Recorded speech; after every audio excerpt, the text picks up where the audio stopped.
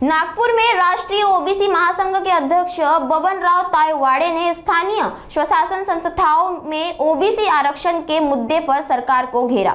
उन्होंने कहा कि ओबीसी आरक्षण का मामला वर्षों से लंबित है और सरकारें एक दूसरे पर दोष मढ़ती रही है, जबकि समस्या जस की तस बनी हुई है। तायवाड़े ने कहा कि सुप्रीम कोर्ट में 2021 से पहले की स्थिति के अनुसार चुनाव कराने को कहा था, जब राज्य में ओबीसी के 27% आरक्षण था, लेकिन कई जगह कुल आरक्षण 50% से अधिक होने के कारण चुनाव रोक दिए गए। उन्होंने कहा कि राज्य और केंद्र में एक ही दल की सरकार होने के बावजूद इस मुद्दे पर ठोस कदम नहीं उठाया गया है। साथ ही लंबित मांगों पर जल्द शासन निर्णय जारी करने की भी उन्होंने मांग की है। बघा, हे कसं आहे की ओबीसीचं स्थानिक स्वराज्य संस्थांमधल्या आरक्षणाचा हा जो मुद्दा आहे, हा अनेक दिवसांपासून चर्चेला जात आहे।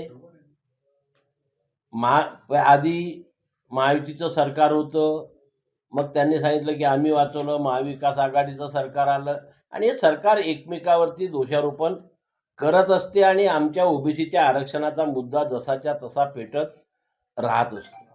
मध्यंतरी खूप दिवसानंतर या स्थानिक स्वराज्य संस्थेच्या निवडणुका घेण्याचे आदेश माननीय सर्वोच्च न्यायालयाने दिले, तेव्हा सर्वोच्च न्यायालयाने असं सांगितलं होतं की 2021च्या पूर्वीची जी परिस्थिती होती त्याप्रमाणे या निवडणुका घ्याव्या।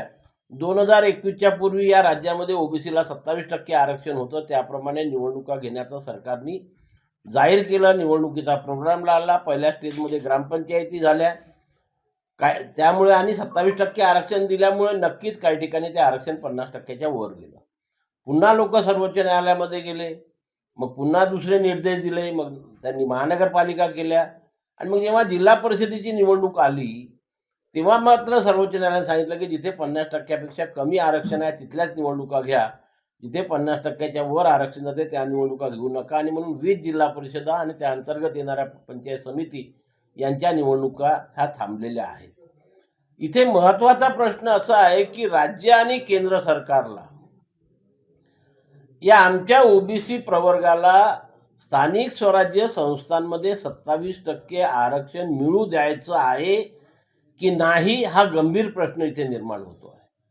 आम्ही वारंवार सांगतो आहे की केंद्रामध्ये भाजपचं सरकार आहे, राज्यांमध्ये भाजपचं सरकार आहे आणि असं असताना सर्व राज्य सरकारनी केंद्राकडे एक शिफारस करून या ओबीसी समाजाचा स्थानिक स्वराज्य संस्थांमधील आरक्षणाचा जो मुद्दा आहे तो कायमस्वरूपी जर निकाली काढायचा असेल तर संविधानाच्या कलम 243D6 आणि संविधानाच्या कलम 243D6 यामध्ये अमेंडमेंट करून या देशातील ओबीसीला स्थानिक स्वराज्य संस्थांमध्ये 27% आरक्षण राहील अशी घटनेमध्ये तरतूद करावी आणि या ओबीसी समाजाला न्याय मिळवून द्यावा।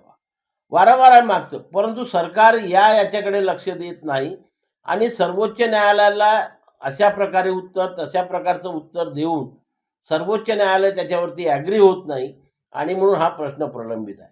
सध्याच्या परिस्थितीमध्ये महाराष्ट्रामध्ये अधिवेशन सुरू आहे विधानसभेचं, देशामध्ये आता लोकसभेचं आणि राज्यसभेचं सेशन सुरू होणार आहे।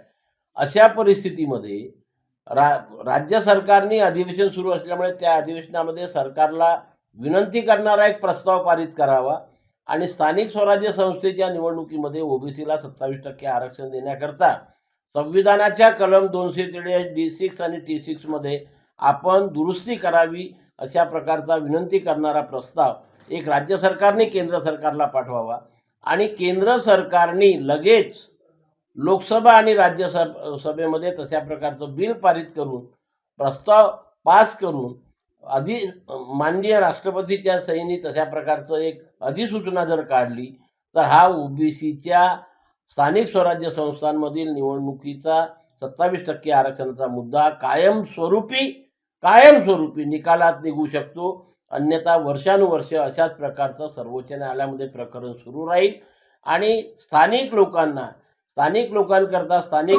स्वराज्य संस्थेच्या निवडणुका ह्या फार महत्त्वाच्या असतात। तिथूनच लोकांचं नेतृत्व हे पुढे येत असते, त्याला कुठेतरी आळा बसेल आणि लोकांना राजकारणामध्ये येण्याची संधी थांबेल, याकरता सरकारने हे पाऊल लवकरात लवकर उचलावं असे मी आपल्यामार्फत केंद्र आणि राज्य सरकारला विनंती करतो.